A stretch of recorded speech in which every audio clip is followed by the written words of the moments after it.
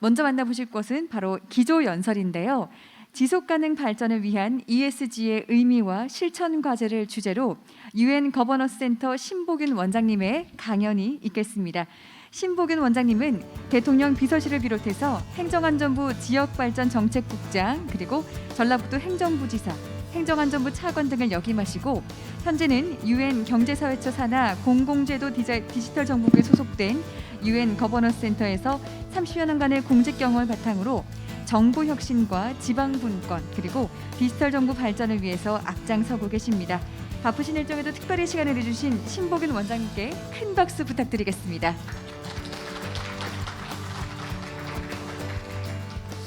여러분 정말 반갑습니다. 지방 공기업 평가원 과정은 제가 현역 시절에도 한번 왔다 갔었고요. 또 지금 이번에 두 번째이기도 하고 개인적으로는 지방 공기업 또는 공사공단 이 분야에 대해서 관심이 많아가지고 제가 이제 부지사 시절에도 어떤 그 당시에 행안부 장관님께 건의드려서 공기업 평가원이 역할이 커져야 한다라고 해서 그 기능과 역할을 좀 더 키워 주셨더라고요. 당시에 장관님이. 그래서 좀 잘 된 거라고 생각하고 앞으로도 공사공단이 더욱 더 발전하고 하는 것을 항상 지켜보고 있겠습니다. 그래서 이게 지금 오늘 이런 그 연찬회를 갖게 되는데 굉장히 중요한 시기에 열린 것 같습니다. 지금 이제 얼마 전에 11월 달에 우리 전 세계의 패러다임이 바뀌고 있는 상황이거든요. 그래서 그게 COP 26차 회의가 아담 스미스의 고향인 영국의 글라스고에서 열려서 이제 막을 내렸는데 11월 1일부터 12일까지 열렸죠. 그래서 이제 그게 하나씩 그런 이 기후 변화의 패러다임이 바뀌면서 우리의 온 사회의 구석구석까지 영향을 미치고 있습니다. 그게 뭐 그런 그 회의가 열린다고 바뀌는 것이라기보다는 우리가 안 바뀌고는 살아갈 수 없는 그런 기후의 위기라고 하고 기후의 재앙이라고도 하는 그런 그 위기 속에 살고 있기 때문에 우리가 몸부림치지 않으면 안 되는 그런 상황이기 때문이죠. 근데 이게 사실은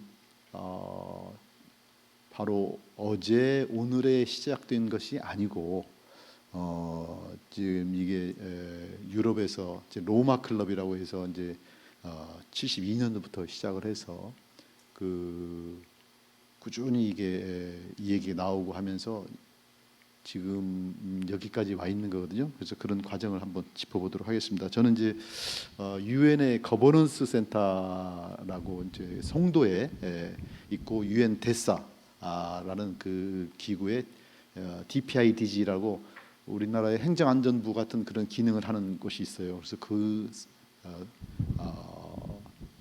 소속 그런 그 인천 사무소가 되는데 행안부와 이제 관계를 맺고 있고요. 그래서 개도국의 행정 역량을 지원해주고 있는데 지금 이렇게 그 세계의 패러다임이 바뀌는 과정 속에서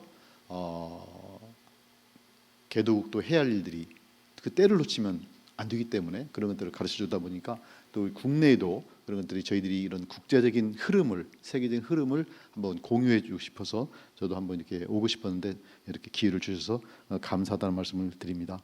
이사님 감사합니다. 그러면 이거죠. 그럼 ESG의 배경부터 살펴보겠습니다. 제일 처음에 브룬틀란트 보고서를 썼는데 그 밑에 보면 Our Common Future. 사실상 이 보고서의 원제목은 이제 Our Common Future지만 이걸 만든 분이 이제 브룬틀란트라는 분이었는데 이 브룬틀란트 분은 노르웨이에서 3번이나 총리를 역임한 분이시고 여성이신데 지금도 생존해 계시죠. 39년생이시라고 하는데 근데 이게 만들어진 때가 87년이었어요.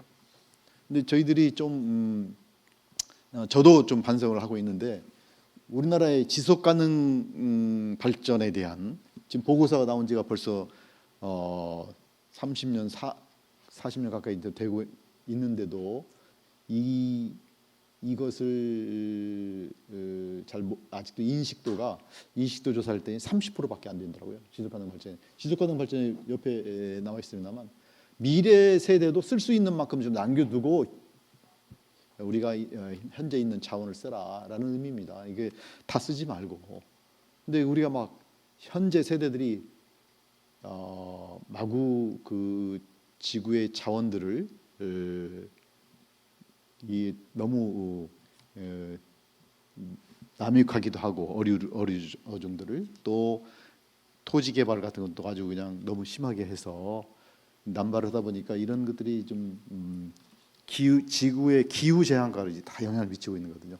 석유도 너무 많이 쓰고 석탄도 막 지구에서 너무 끌어다 쓰고 하다 보니까 이산화탄소가 급증해가지고 산업화 시대에 비해서 막 급증해가지고 이게 지금 이산화탄소가 이게 한번 생기면 빠져나가지 않고 지금 지구를 뒤덮고 있거든요. 그러다 이게 누르고 있기 때문에 온도가 막 계속 올라가는 거죠.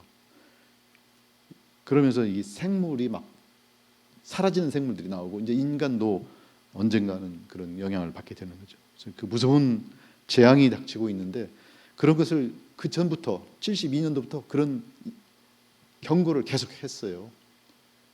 성장의 한계라는 책도 여러분들이 들었을 거고 공유지의 비극이라는 책도 들었을 텐데 그런 것들이 다 나온 때가 70년대 이때부터 막 나오기 시작해서 이 80년대 90년대 막 이런 때 지금 이게 막 그 확산이 되는데 우리는 이제 그걸 그냥 가볍게 들었지만 그때는 성장에 몰입되어 있는 때이라 이런 것이 다 들리지 않았죠. 지금 우리가 보면 지속가능 발전이라는 개념을 보면은 환경 문제로 인식하고 있지 내 문제로 인식하지 않더라고요. 그런 분게 한 30%만 전체적인 문제로 인식하고 있고 70%는 그런 상황이다라는 것이고 이게 단순한 환경 문제가 아닙니다. 여기서 아까 지속가능 발전이라는 말을 썼는데 발전이란 말은 성장하고도 다른 개념이에요. 성장은 그야말로 경제만 생각하고 막 GDP, GNP를 올리는 것이지만 발전이란 골고루 모든 게 다 함께 살아갈 수 있도록 돼야 그게 발전이죠. UN 글로벌 컴팩트가 이 환경의 문제에서 그치지 않고 경제 문제로 끄집어낸 게 이제 이 글로벌 컴팩트하고 UNEP가 합동을 해가지고 그 당시 이제 이 워크숍 같은 세미나를 하고 그러면서 Who cares wins 배려를 하는 사람이 이긴다 그런 말입니다. 배려를 하는 사람이 이긴다. 이 금융시장의 투자자들, 금융기관들을 불러가지고 투자를 할 때 이런 그 ESG 요소를 봐라. 환경, 사회, 거버넌스 세 가지가 합쳐서 이제 ESG지 않습니까? 이것을 기준으로 해서 투자해라라고 해서 그때 투자 원칙이 세워져요. 이 투자 원칙이 세워지는데 그게 이분이 좀 앞을 바라보는 그 해안이 있던 분이에요. 그러니까 제가 보기에는 코피 아난 사무총장이라고 상당히 그 총장 중에서 존경받는 분이시던데 돌아가셨죠. 이분이 책임 투자 원칙을 그때 제정을 합니다. 이게 이제 하나 기구로도 남아 있어요. 기구로 해서 계속 활동을 하고 이 투자 의사 결정을 할 때 ESG 이슈를 반영을 하라. 투자 대상 기업의 ESG 이슈를 정보 공개를 요구를 해라. 그다음에 충실한 이행을 모니터링해서 만일 이행을 제대로 않고 있으면 그 기업에 대한 투자를 철회하고 투자를 하지 마라. 그러니까 기업들한테는 어마어마한 것입니다. 이게 단순한 환경 문제가 아니죠. 기업의 존폐 문제로 연결되는 겁니다. 그래서 기업들이 왜 요즘에 이렇게 ESG냐?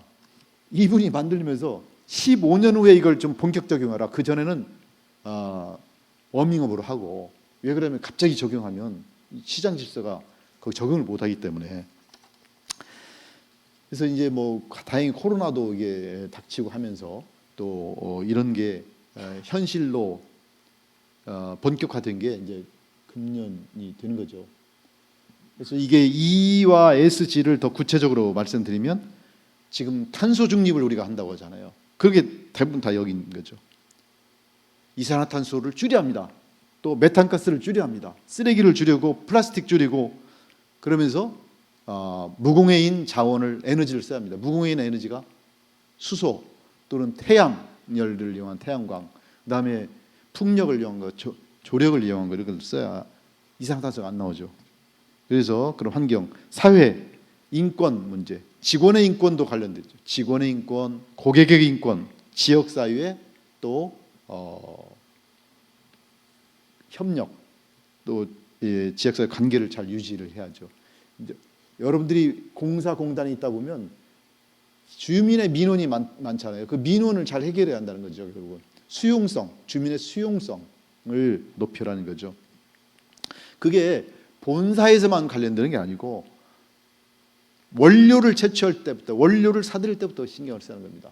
테슬라가 코발트 때문에 곤욕을 치렀는데 전기차의 배터리가 코발트 가지고 많이 만들었거든요. 리튬 해서 니켈 크롬, 망간 이런 걸 가지고도 만드는데 코발트가 이게 많이 들어갔었는데, 코발트가 이게 콩고에서 나오는데 콩고가 내전이 많이 생기고 거기에서 어린이들이 노동 착취를 당하고 막 그러니까 그것 때문에 이 배터리 만들었어도 막 그 비난을 받고 그래서 그 코발트를 점점 줄이고 이제 그걸 사용하지 않기로 해서 지금 다른 원료로 중국 같은 데는 철 이런 걸로 이용하기도 하고, 그래서 다른 재료를 지금 쓰는 경향이 지금 생기고 있고 그렇게 발전하고 있죠. 지배 구조. 그런데 이런 ESG를 실천하는 것은 직원이 모두가 다, 기업이 다 하지만 결국 누군가 중심적인 역할을 하는 사람은 지배 구조, 리더들이 해야 할 거 아닙니까? 그 리더들이 바뀌어야 한다. 그래서 이 투자자들이 투자를 할 때 리더들이 임원들이 잘 못하면 임원들을 바꿔 이 선출 같은 거 할 때, 주주총회 할 때 투표권을 행사해 가지고 임원들을 바꾸는 역할까지 합니다. 그래서 그 임원들이 뇌물을 받고 또 투명하지 않게 하고 또 이런데 관심이 없이 ESG 환경 문제 아무리 주장해도 지배 구조에서 너희들이나 해, 나는 관심 없어. 내가 인사할 때는 나는 그거 보지 않아. 내가 승진시킬 때 그 신경 쓰지 않고 또 인센티브, 성과급 같은 거 줄 때 그 신경 쓰지 않으면 누가 열심히 하겠어요. 그런 걸 임직원의 성과 보상에 관련 또 승진에 반영을 시켜줘야죠. 또 정책 결정을 할 때 내년도 업무 계획을 만드는데 업무 계획을 심사하는데 이사회에서 이 환경 문제 같은 거 신경도 안 쓰면 누가 거기에 업무 보고에 넣겠습니까? 그런 것들을 정책의 주요한 과제로 넣어주고 해서 그 기업의 메인스트림, 주류 사업으로 만들어줘야 이게 정책이 되지 않겠습니까? 그런 것들을 하는 거죠. 그래서 지금 이제 환경부터 말씀을 드리면 너무나 잘 알고 계시겠지만 지금 기후 난민, 폭염, 홍수, 또 산불 이런 게 해서 2019년에만 2,490만 명의 기후 난민이 생겼고 지금 최근 10년간 2억 명이 생기고 50년에 12억 명 생긴다는 건 보통 어마어마한 일입니다. 이게 작게 잡아서 12억 명이지 어떤 데는 2, 30억까지 생긴다고 합니다. 지금 여기 그 투발루의 외무 장관이 지금 저렇게 물속에 들어가 있는데 지금 바다가 아니고 사실은 육지입니다. 여기 육지인데 물이 넘쳐가지고 사람이 살 수 없게 지금 돼 있는 거고 평상시에 이렇게 물이 잠겨 있는 거예요. 그러니까 거기 섬 2개가 잠기고 이제 60년이면 모든 섬이 잠긴다고 하는 아주 비극적인 곳인데 기후 변화, 재앙 무슨 말이냐? 우리는 기후 변화 위기 못 느껴. 우리는 관계 없어. 우리는 쓰레기 버릴 거야. 그냥 플라스틱 아무렇게 쓸 거야. 이런 생각을 할 수가 있는데 여기 이 나라에서는 뭐라 하냐면 기후 변화, 우리가 기후가 위기다고 얘기해도 못 믿겠냐? 내가 안에 들어가 볼게라고 하면서 들어가신 거예요. 왜 그러면 그때 COP 회의가 26차 회의가 글래스고에서 열리고 있는데 합의가 안 되는 거예요. 합의가 안 되니까 나를 봐라. 야, 우리나라 지금 이게 물에 빠져가지고 이제 없어지는데 너희들이 왜 그 선진국들 잘 산다고 이런 위기를 못 느끼냐? 우리 내가 증거를 보여준다면서 증거를 보여주고 계신 거예요. 그래서 이제 극적으로 타격이 됐는데 이게 2015년에 파리 협약, 우리 반기문 사무총장님이 그때 계실 때 역사적인 타결을 큰 업적을 남기시고 타결을 받는데 그때도 선진국과 개독국 간의 싸움이 엄청 많았어요. 그것을 막후에서 밀어붙인 나라들이 바로 이런 나라들입니다. 우리 이 나라는 절박한 거예요. 지금 우리는 사형 선고를 받은 거나 마찬가지라는 거예요.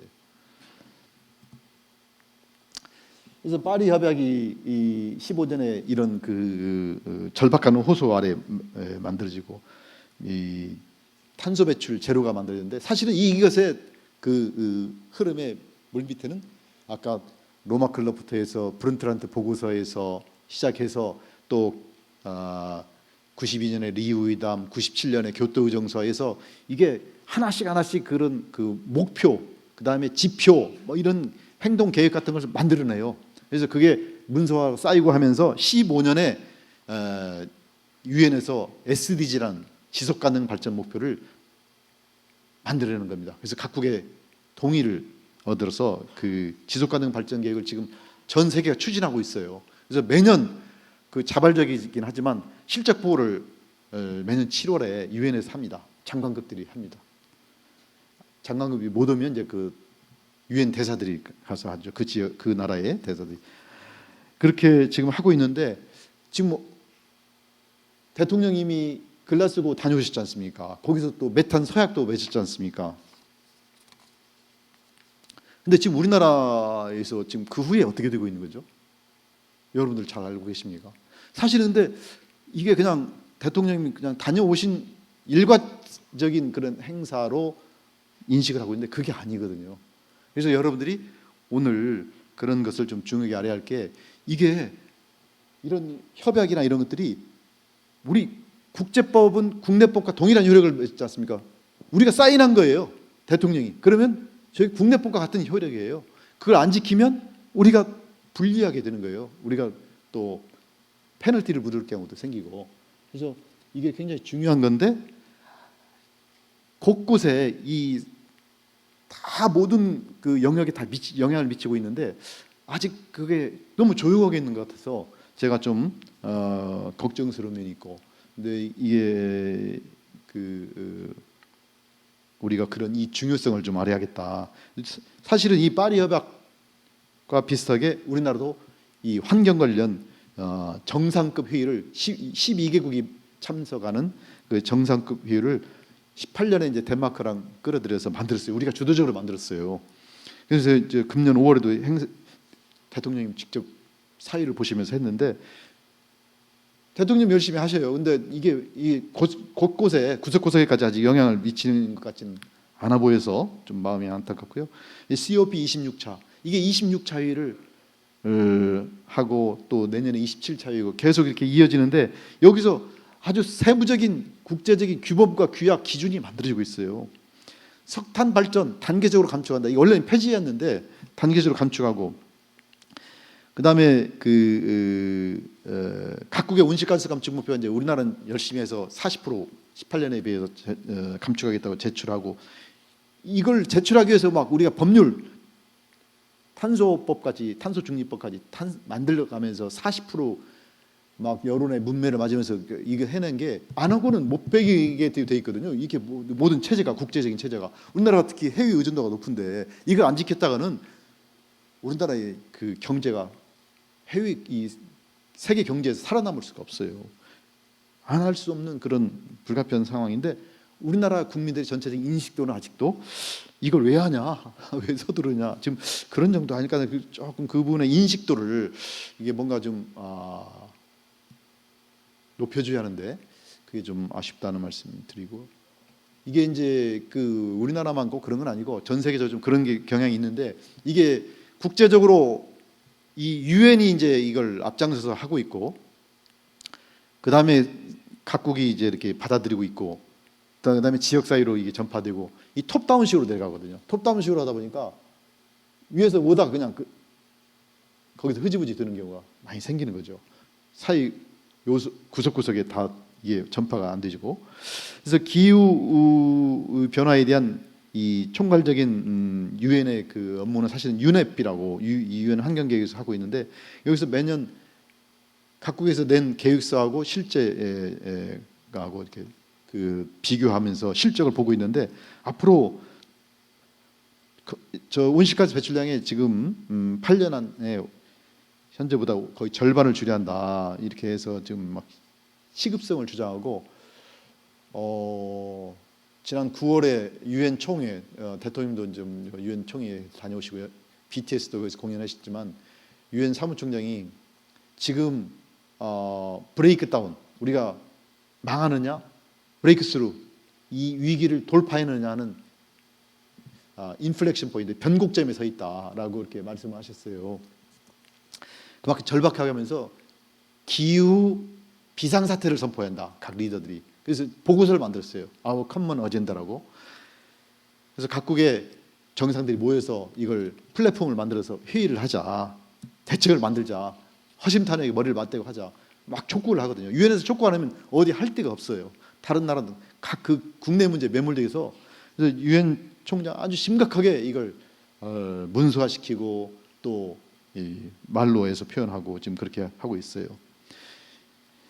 근데 이 환경 문제만 그런 게 아니고 사회 문제도 우리나라는 근데 사회 문제는 국민들의 의식 수준이 이 부분은 굉장히 더 먼저 이렇게 앞서가지고 많이 선진화된 측면이 있어요. 뭐 얼마 전에 중대재해 처벌법도 통과됐고, 그다음에 여성의 인권 문제도 지금 우리나라 잘 챙기고 있는 거고.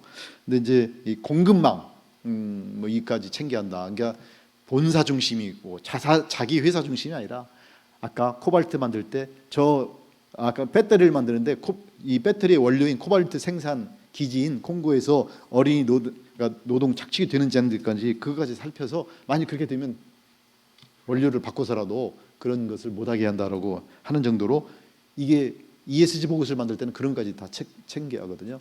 그래서 여러분들도 아마 이런 걸 고려를 해주시고, 그다음에 이제 비즈니스 라운드 테이블을 말씀드리는데 이 기업들이 미국의 기업들이 미국이 이제 200대 기업이 모이는 거예요. 그 매년 이렇게 모여서 하는데 어마어마한 기업들이죠. 뭐 빌 게이츠도 오고 또 뭐 그 페이스북 저크버그도 오고 또 저 아마존에 또 거기서도 뭐다 하여튼 기사선 같은 분들은 애플에서도 팀 쿡이 오고 막 이렇게 하는데 여기서 중요한 일들을 많이 결정을 해요. 2019년도에 기업이 회사는 주주를 위해 존재한다. 이게 원래 이윤을 추구하는 게 당연한 거고 또 주주를 위해 존재한다고 보는 것이 당연한 시각이었는데 그 시각을 완전히 불식시키는 것을 해요.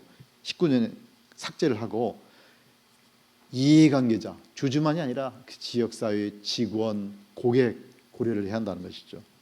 그래서 이게 여기서 이제 대표적으로 주도를 하는 그 회사가 블랙락이라는 회사입니다.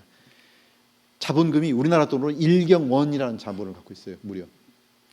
여기서 매년 메시지를 1, 2월 되면 내는데 여기서 뭐라고 했냐면 금년 1월 달엔 기업의 사업 구조가 탄소 중립과 양립할 수 있는 계획을 공개를 하라라고 요구를 해요. 그렇지 않고 공개를 안 하면 투자를 않겠다는 거죠. 공개를 해서 또 제대로 자기들이 살펴서 문제가 생기면 투자를 줄이거나 처리하겠다는 것이죠.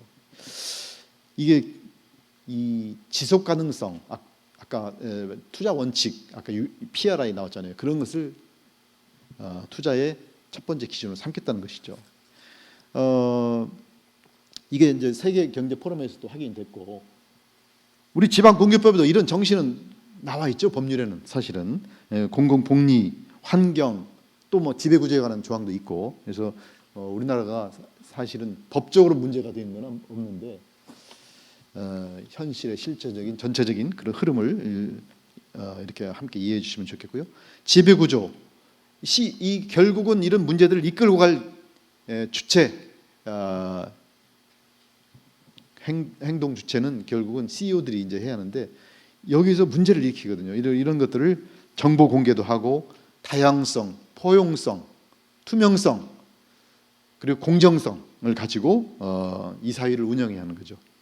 다양성이라는 것은 일본의 소니 같은 회사 이따 나오겠습니다만 일본 사람들만 사회이사 하면 안 되니까 일본이 아닌 나라 사람들도 사회이사로 절반 이상. 그리고 여성들도 한 30% 내외. 뭐 이런 식으로 해서 다양성, 포용성. 그래서 단순히 그렇게 구색만 갖추는 구성이 아니라 의사결정 과정에서 그분들의 의견을 신중하게 듣고 반영시키고 또 의사결정의 과정은 또 집행에 철저히 하고 라는 그런 과정을 다 보는 것이 지배구조죠. 이 ESG는 그래서 아까 PRI 얘기했습니다만 이제 그 책임 투자 원칙에 이건 이제 이 경영 성과를 보고를 해야 결국 평가를 할 거 아닙니까? 경영 성과를 보고하기 위한 그런 보고 기준이 이게 97년도부터 만들어졌어요. 97년도부터. 이게 굉장히 오래됐는데 이게 우리나라 기업들이 이제서 이제 조금 이제 쓰기 시작했지 거의 안 썼어요, 우리나라는.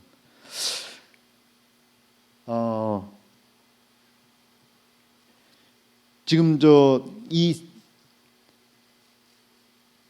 GRI라고 보고 기준을 만든 데가 UN 환경계획에 이제 같이 들어 있습니다만 사실 주도적으로 만든 데는 환경단체였어요. 미국 환경단체 세레스라고.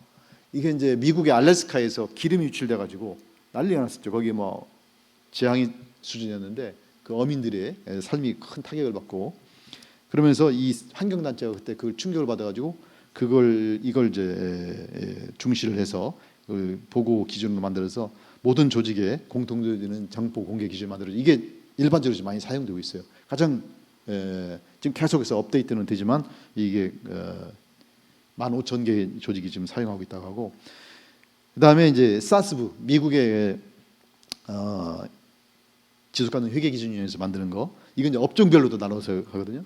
그다음에 TCFD는 기후 변화에 관련된 리스크 그것을 요인을 분석하고 거기에 대한 대응책을 어떻게 하고 있는지를 보고하도록 했어요. 이건 좀 이따 자세히 말씀드릴게요. 기업 지배 구조원은 우리나라는 이제 이게 뭐 시작한 지는 2003년부터 이제 시작을 해서 늦었지만은 지금 이제 우리나라 회사들이 많이 참고를 하는 기준이고 얼마 전에도 또 발표를 했죠. 950개사에 대해서 7등급으로 나눠가지고 등급을 매가지고 발표를 했고 또 모건 스탠리가 또 MSCI 기준 만들어서 하는데 이런 기준을 따라서 보고를 하고 거기에 대한 평가를 받는 겁니다. 지금 이제 지방 공기업들이 아직 이제 시작을 안 하는 것 같은데 국가 공기업도 이제 시작을 했으니까 한번 참고를 해주시고요. 이 평가 기준들이 한 600개 업체가 난립하다 보니까 이제 이게 어떤 업체는 E와 S 중에서 어떤 E를 중시하는 데가 있고 어떤 데는 S를 중시하는 데가 있고 어떤 데는 뭐 G를 중시하는 데 있고 이게 뭐 약간 차이들이 있고 그래서 표준화 목소리도 있지만 하여튼 우리나라에서 정부에서도 그걸 인식을 하고 지금 KESG라고 해서 그 한번 지금 초안은 지금 나왔고 가이던스를 뭐 23년까지 만들겠다고 하는데 그 전에 지표는 나올 수가 있습니다. ESG 동향을 보면 지금 아까 유엔의 중심으로 해서 그 UNEP가 중심으로 해서 COP 회의를 하고 파리 협약 만들어지고 COP 회의를 하고 이런 것들이 이제 각국에 다 영향을 미치고 있다고 했는데 유럽이 가장 빠르게 움직입니다. 유럽 연합이 있어가지고 유럽 연합은 이제 국가보다 또 한 단계 위이다 보니까 조금 더 객관적이고 또 중립적으로 보기도 하고 또 멀리 보는 거죠. 그래서 기후 기본법을 제정을 금년 6월달에 발표를 했죠. 유럽은 녹색 바람이 이런 환경에 관련된 그 이슈가 우리보다 훨씬 더 오래 시작돼서 거기에서는 녹색당도 나왔지 않습니까? 그래서 정책의 요소에 또 정부에도 참여하고 하면서 지금 이 영향을 미치고 있는데 기후 변화를 Fit for 55, 그러니까 55%를 원래 18년 대비해서 40%만 감축에 나가서 55%까지 감축이 더 늘려가지고 이 법을 만들고 거기에 따라서 신재생 에너지 비율을 30년까지 38% 확대하겠다는데 작년에 7, 8% 벌써 달성을 했다고 하는데 이 하여튼 신재생 에너지 비율을 거기는 오래전부터 해왔기 때문에 독일 같은 데는 뭐 신재생에 이제 전적으로 의존하다시피 해서 이렇게 좀 빠르게 확대되고 있고, 더 이제 우리나라에 영향을 미치는 것은 탄소 국경세를 만들었어요. 그러니까 우리 또 이제 그 영향을 받는 업체들이 많아서 이게 본격적으로 실시되면 30년에 우리 수출이 3조 6천억이 피해를 볼 것이다라고 추계까지 나왔는데, 우리나라도 이 늦게 시작을 했어요. 사실은 이제 지속 가능 발전에 대해서는 노무현 정부 때 이제 지속 가능 발전 법이 만들어졌어요. 그래서 그 위원회가 제가 전북에 있을 때 지역까지 다 위원회 만들어서 만들었고, 근데 이게 녹색 성장으로 가면서 약간 성격이 변질이 되게 했지만 뭐 그래도 열심히 했는데 어느 순간에 이게 또 이게 소강 상태로 가다가 지금 이제 문재인 정부도 바로 초기보다는 이제 중반부터 시작을 해서 금년에 ESG 경영 원년 선포를 하고 늦게나마 일단 뛰어들었습니다. 그래서 지속 가능 경영 보고서의 공시 제도를 본격적으로 이제 도입하겠다라고 해서 탄소 중립 위원회까지 만들었습니다. 결국 기후 변화의 가장 핵심적인 탄소를 줄이는 거니까 지속 가능 발전이 있긴 있지만 이 탄소에서 핵심적인 사항이 나오기 때문에 이걸 줄이는 걸로 해서 탄소 중립 시나리오까지 이란 이안 해서 그 4번까지 나왔다가 그래서 A, B 안으로 정리를 해서 18년도 대비해서 30년까지 40%라는 아주 대대적인 감축을 지금 추진하는데, 이것에 대한 우려 목소리가 많죠. 하여튼 A안 같은 경우는 석탄, LNG 발전 자체를 없애겠다는 거죠. 화력 발전. 그것이 이제 탄소를 발생시키지 않으면 몰라도 탄소를 발생시킨다 하면. 근데 이제 B안은 이제 LNG는 그 5% 정도 유지하는 것이 안에 들어 있고요. 그래서 이제 획기적인데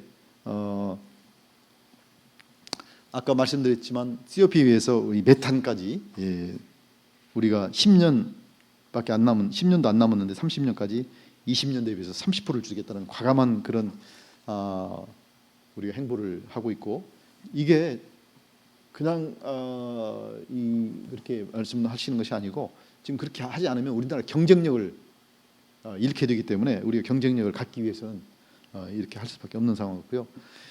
이게 우리나라가 탄소에 관련된 법이 중립법이 세계 14번째로 만들어졌어요.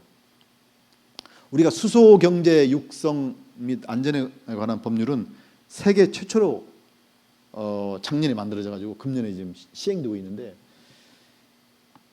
우리 이 부분은 어떤 우리가 옛날 산업화 시대에 좀 뒤졌다면 정부화 시대는 앞섰지 않습니까? 이건 수소 경제 시대, 또 탄소 중립 시대는 우리가 앞서 나가겠다는 굳건한 그런 그 의지 같은 게 지금 그 지도자들 갖고는 있어요. 근데 이런 것들이 같이 다 함께 공유를 해야겠고, 그래서 이번에 이 법을 만들면서 탄소 중립이 당연 그 탄소 중립을 담당하는 사람들의 문제가 아니라 이제는 모든 예산을 세울 때 기후 변화의 감축에 얼마나 영향을 주고 있는가, 그걸 줄이는 건가, 기후 변화 온실가스 감축을, 아니면 이거 온실가스를 더 늘리는 건가, 아니면 그냥 중립인가, 뭐 이런 것을 판단해서 예산을 세우도록 그런 인지예산 제도를 도입했어요. 우리나라 지금 내년에 시범해서 이제 그 내명년에 본격 도입했는데,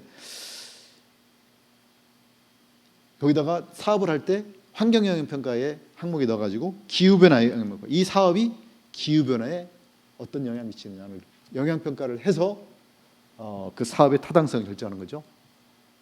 사업 허가를 받게 되는 거죠. 이게 우리 그 지방공사공단도 다 영향을 받게 될 겁니다.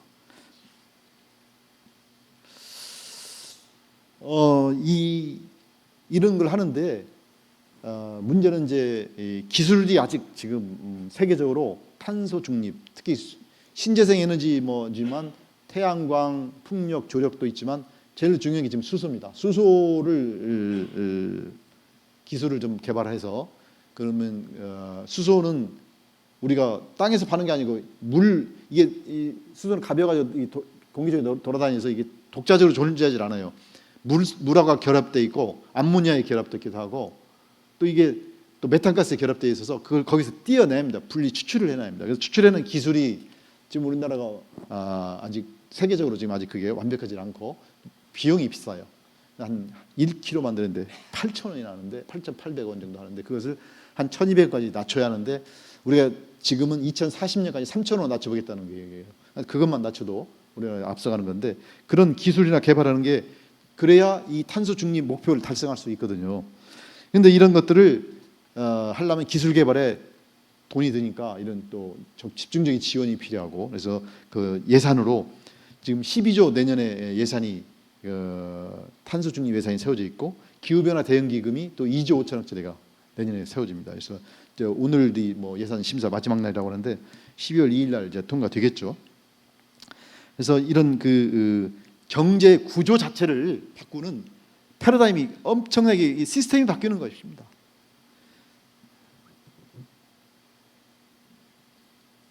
지금 이제 우리나라가 석탄, 그 다음에 LNG에 의존하는 게 한 62% 에너지를 거기에 의존하고 있는데 그것을 거의 그냥 이제 쓰지 않고 아까 다 폐지하겠다고 했지 않습니까? 이 AN 같은 경우는 쓰지 않고 이제는 수소 같은 또는 태양광 이런 걸로 해서 활용하겠다는 것이니까 지금 보통 문제가 아니죠. 그러려면 모든 뭐 이 지금 현재 난방 같은 것도 다 바뀌는 거고 지금 이제 난방도 수소 연료 전지를 지금 사실은 이제 써서 이제 하게 되면 공해가 안 생기는 거죠. 그다음에 이 산업 그렇게 하면 산업이 육성되는 겁니다. 수소를 활용한 수소차, 수소버스 만들어지고 또 선박도 만들어지고 또 이게 우리가 에너지를 수출할 수도 있고 이제 수입에 우리가 석유, 석탄은 뭐 95% 이상 다 수입하지 않습니까? 이제 기술이 발달해서 우리가 만들면 수소도 수출할 수 있고 뭐 이런 상황이 되는 거죠.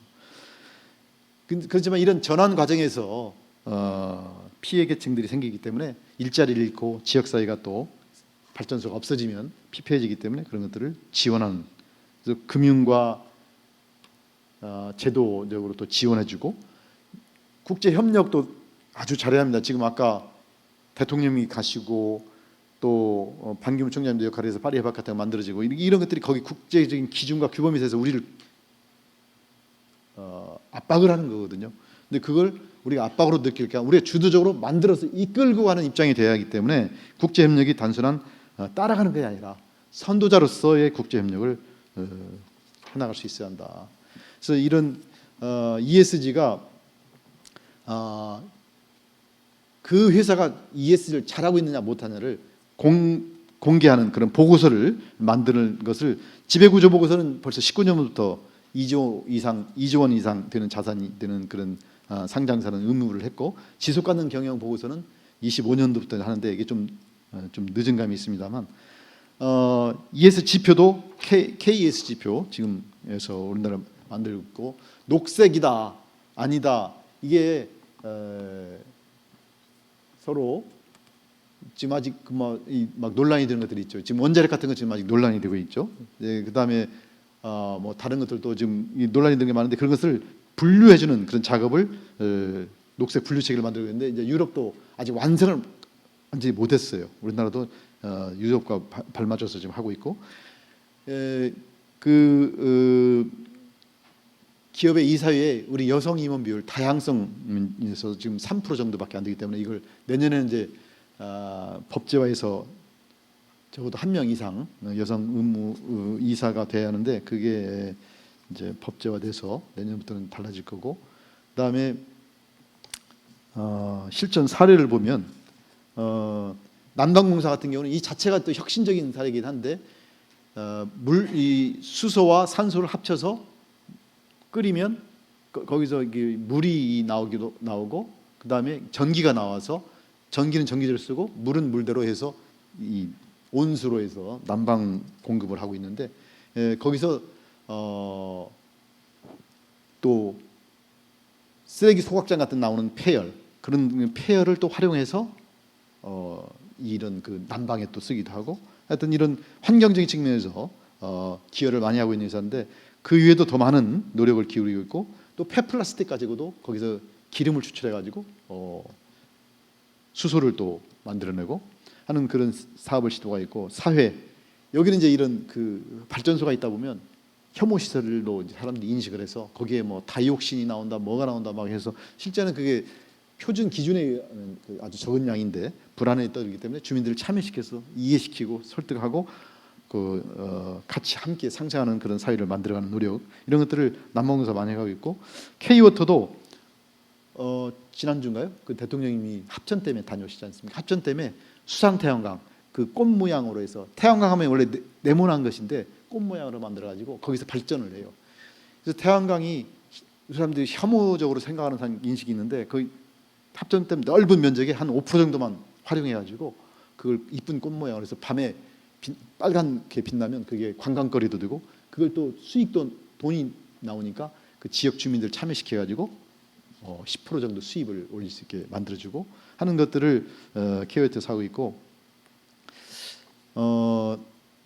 태백 가덕선 풍력발전단지 여기도 이 공유제 아까 그 K워터하고 비슷하게 이 풍력발전단지도 좀 뭐 백두산의 백두대간을 해친다고 막 해가지고 주민들이 이제 반발하니까 이런 것들을 그 유치는 조절하되 주민들이 수용성을 높이기 위해서 참여를 시켜서 거기서 나오는 전기로 나오는 이익을 고정적으로 좀 지급해주고 뭐 이런 것들을 해서 이 공유제를 도입하기도 하고 인천도시공사가 또 잘하고 있더라고요. 그 여기서도 임대주택 같은 그런 공공주택 건설 사업의 재원으로 쓰기 위해서 사회적 채권을 발행하죠. 사회적 채권은 이율이 조금이라도 낮거든요. 이자가. 그다음에 지배구조 서울에너지공사 같은 경우는 서울에너지공사가 사실은 그 지역 난방공사하고 같은 목동에 있는 거잖아요. 그 비슷한 역할을 하는데 여기도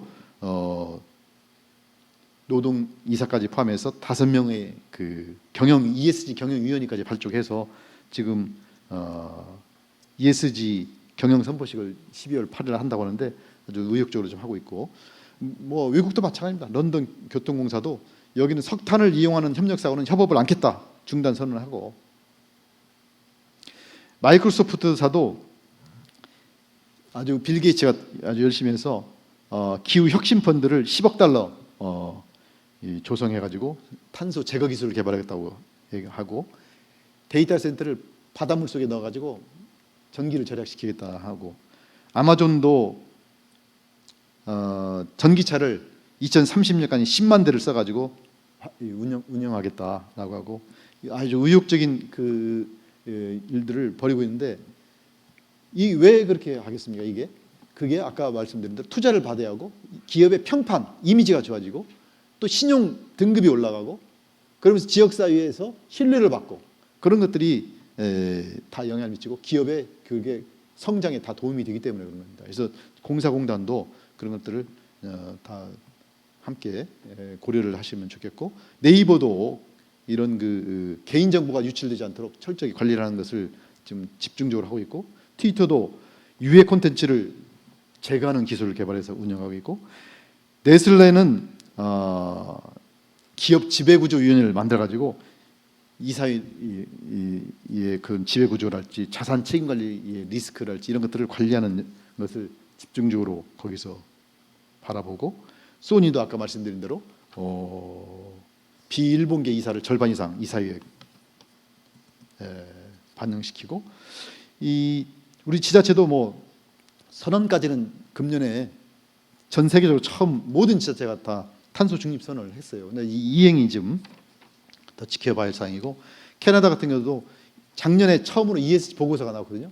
근데 우리나라는 지속 가능 경영 보고서를 2008년에 그때 이제 시작해서 만들게 돼 있었는데 좀 만들다가 법이 녹색성장법으로 바뀌면서 이게 의무화가 빠져가지고 자율적으로 하다 보니까 이게 잘 안 나오고 있어요. 몇 군데 빼고는.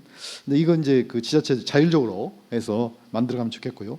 지방공사공단이 이런 국제의 흐름, 중앙정부의 정책, 지방정부의 흐름과 일관성을 가지고 그런 제도적인 것을 그 공사공단 내부에서 반영을 시키고 이행을 선도를 할 필요가 있다.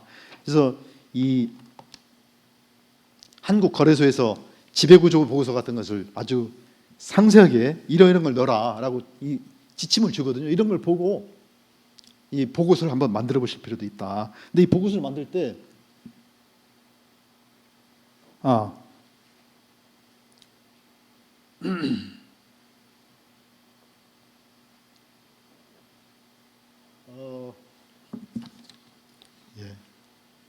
보고서를 만들 때 꼭 고려할 게 이 영향을 미치는 모든 이해관계자를 포함시키는 포괄성, 중대 이슈 빼지 말라. 그다음에 이해관계자 요구, 관심사항 그걸 포착해서 반영을 시키라는 거고, 임팩트. 아까 그 기후변화 협약 또 COP26차 이런 것들이 바뀌고 법이 탄소 중립법이 만들어지고 하면 그게 바로 우리 그 회사에 영향을 미치는 거거든요. 연료, 원료 막 이런 것들이 막 달라지니까요. 그러면 가격들이 막 변동이 생기고, 또 기후 변화가 생기면요, 폭염이 생기면 철도 같은 건 이게 막 늘어지면서 이 선로가 늘어지면서 사고가 생길 수가 있어요. 탈선 사고 같은 게. 그리고 이 파이프 같은 게 이제 볼트 이런 거 어려워지고, 그다음에 공사하는 인력들도 일을 못해서 공기에 차질이 생기고, 이런 것들을 임팩트가 여러분들이 모든 것에 다 영향을 미치거든요. 그것을 고려를 해서 경영에 반영을 시켜야 합니다. 예전처럼 하면 안 되거든요. 기후 변화가 심각하니까요. 그래서 그런 것들을, 그런 임팩트를 잘 캐치를 해서 이런 그 경영에 반영을 시켜야 한다라는 것을 말씀을 드리면서, 이 국제 흐름 속에서 여러분들이 함께하고 있다는 것을 같이 이해해 주십사 하는 말씀을 저는 드리면서 제 강의를 마치고요. 혹시 궁금한 사항이 있으면 질문 받겠습니다. 네, 감사합니다. 큰 박수 부탁드리겠습니다. 여기 중앙에서 질문 주셨는데 마이크 전달 드리도록 하겠습니다. 네, 그 원장님 강의 잘 들었습니다. 저는 여주 도시관리공단 이사장 여세현이라고 합니다. 방금 그 강의 내용 중에서도 그런 내용이 나왔지만, 지금 현 문재인 정부에서 2050년까지 탄소 중립화를 선언하고 거기에 대한 각종 그 계획들을 추진하고 있는데, 그 중에 오늘 아마 지방에서 오신 분 이사장님들도 많으실 것 같은데, 제가 그 돌아보면 지금 전국 도처에서 민둥산을 많이 볼 수가 있습니다. 멀쩡한 산림을 완전히 민둥산으로 만들어서 진행하고 있는데, 제가 그걸 알아보니까 산림청에서 주도적으로 지금 하고 있는데, 그 사업이 2050년까지 탄소 중립화를 위해서 30억 그루 나무 심기를 위해서, 30억 그루 나무를 심으려면 나무 심을 땅이 있어야 되는데 나무 심을 땅이 없으니까 산에 있는 지금 30년 내지 40년 된 나무를 베어내고 어린 나무를 지금 심고 있습니다. 이게 과연 ESG 경영 또는 유엔의 지속 발전 가능과 맞는지, 또는 거꾸로 역행하는 건지, 그 부분에 대해서 원장님의 의견을 듣고 싶습니다. 그게 우리나라에서 좀 이슈가 됐었는데, 이게 수령이 이제 오래되면 흡수력이 떨어진답니다. 그 이산화탄소 흡수력이. 그래서 이산화탄소 흡수력을 높이기 위해서 그걸 이제 바꿔줘야 한다고 하네요. 그래서 또 수종도 또 거기에 적합한 것으로 더 바꿔주고 하는 그런 차원에서 이제 시작을 했는데, 그게 이제 너무 급격하게 하다 보니까 너무 이게 조급하게 이제 뭘 하다 보면 전체적으로 이제 산에, 그러면 재난 안전의 위험에 노출되는 문제도 있고, 그래서 그런 속도 조절을 정부에서도 얘기를 했더라고요. 그래서 그런 문제는 이제 앞으로 조절을 해가면서 주민과 이게 수용성, 이게 아까 ESG가 그거거든요. 사회계라는 게 주민들과 이해하고 소통하면서 해야 하는데, 아까 지금 수정 제가 설명을 잠깐 생략했는데, 작년에 홍수가 내리면서 이제 섬진강 쪽에 홍수가 있었거든요. 그때 댐을 작년인가요? 그때 댐을 개방을 하니까 그 지역이 난리가 났어요. 잠겨가지고. 그래서 그런 것들을 할 때, 댐 수위 조절할 때 주민들을 참여시키겠다고 이제 바꿨더라고요. 그래서 그런 것들이 이제 그런 경험 속에서 또 나오는 건데, 급작이 하다 보니까 지금 태양광도 급하게 하다 보니까 그런 문제들이 또 비슷한 문제들이 있거든요. 근데 그런 그 과정 속에서 나오는 것 같고요. 전반적인 속도 조절이나 할지 그런 사회와 지역 사회와 함께하는 그런 그 과정이 또 필요할 것 같습니다. 예, 좋은 말씀 감사합니다. 네, 혹시 또 추가 질문 있으신가요? 네, 그러면 없는 것으로 확인하고 여기서 마무리하도록 하겠습니다. 우리 ESG 의미와 실천 과제에 대해서 명쾌하게 강연해 주신 신보균 원장님께 다시 한번 큰 박수 부탁드리겠습니다.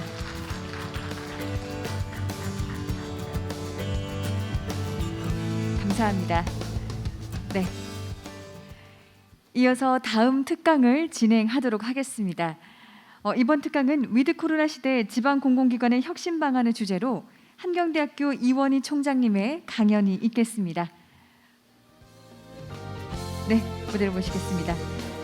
이원희 총장님은 한국조세재정연구원 공공기관 연구센터 소장 그리고 한국사학진흥재단 비상임이사를 역임하시고 2020년 제55대 한국행정학회 회장을 맡으면서 한국 행정학 발전에 앞장서는 등 국내 공공기관의 행정력을 높이기 위한 활동을 활발히 해오고 계십니다. 바쁘신 일정에도 불구하고 이번 강연에 승낙해 주신 이원희 총장님을 큰 박수로 맞이해주시기 바랍니다.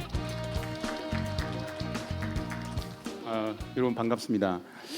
앞에 그 신보균 원장님께서 정확하게 시간을 맞추시네요. 원래 좋은 강의는 좀 빨리 맞춰야 됩니다. 너무 시간에 구애받지 않고 좀 하겠습니다. 오늘 사실은 우리 CEO 포럼이긴 하지만 우수 상도 드리고 아주 축하하는 그런 행사로 진행되는 걸로 봤습니다. 그동안 노고에 축하드립니다. 그동안 노고를 하셨는데 이런 기회에 한 번쯤 우리 사회가 어떻게 진행되고 있는가 한 번쯤 한 걸음 물러서서 생각해보는 그런 시간을 가졌으면 좋겠습니다. 제가 특히 작년하고 올해 그 지방공기업 평가단 단장을 했습니다. 단장하면서 현장에서 느꼈던 거 그런 것들을 같이 한번 공유해보는 시간을 갖도록 하겠습니다. 여러분 그 버나드 쇼라고 하는 스코틀랜드 작가가 있습니다.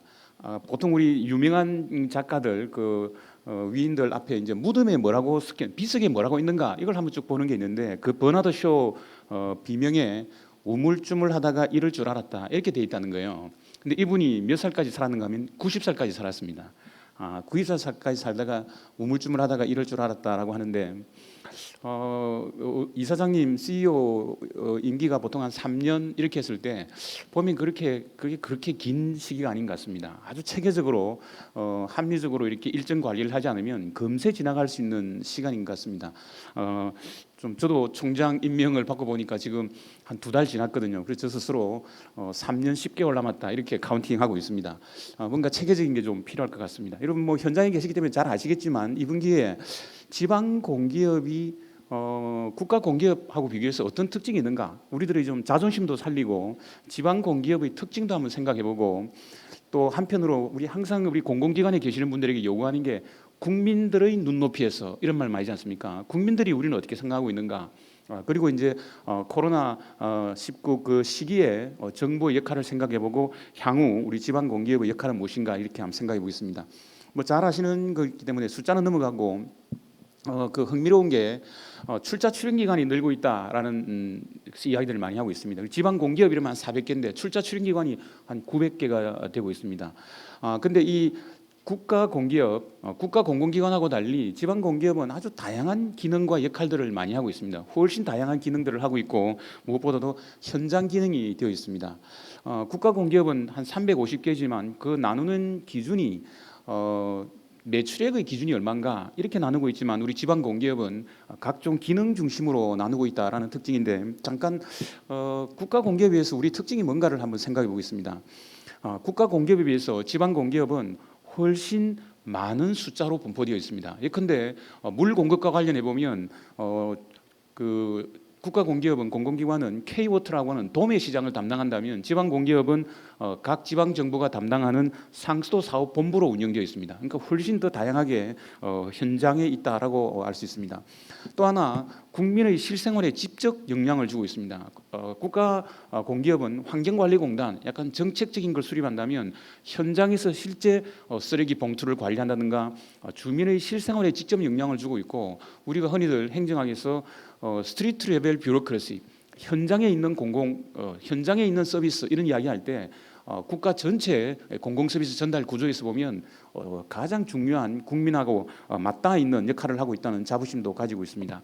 앞에 잠깐 본 것처럼 특이하게 국가 공기업인 경우에는 흔히들 말하는 이제 거버넌스 또는 매출액 자체 수입 기준으로 나눈다면 지방 공기업은 지방 직영기업 공사공단 그리고 이 사업의 유형별로 이렇게 우리 평가할 때도 유형별로 나누어서 분류하고 있는 특징도 가지고 있습니다.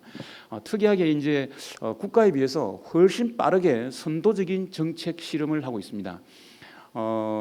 가장 지금 현재 지금 정부에서도 지금 논란이 되고 있는 노동이사제인데 공공기관 운영에 관한 법률에서는 이것을 도입을 하지 못하고 있고, 그래서 지금 뭐 대선 후보자들이 이 부분은 반영을 하겠다 뭐 이런 논쟁이 있는데 지방 정부는 이미 노동이사제가 도입되어 있습니다. 국가공기업은 법 없이 도입을 못한다 이렇게 하고 있지만 지방 공기업은 각 자치단체의 조례로 훨씬 신축적으로 정책 실험을 하고 있습니다. 물론 이제 지방 공기업 법에는 근거가 없이 조례로 운영되고 있기 때문에 법 체계상 적합하느냐라는 쟁점은 논외로 하더라도 현장에 있다 보니까 훨씬 신축적으로 선도적인 정책 실험을 도입하는 그런 특징도 가지고 있습니다.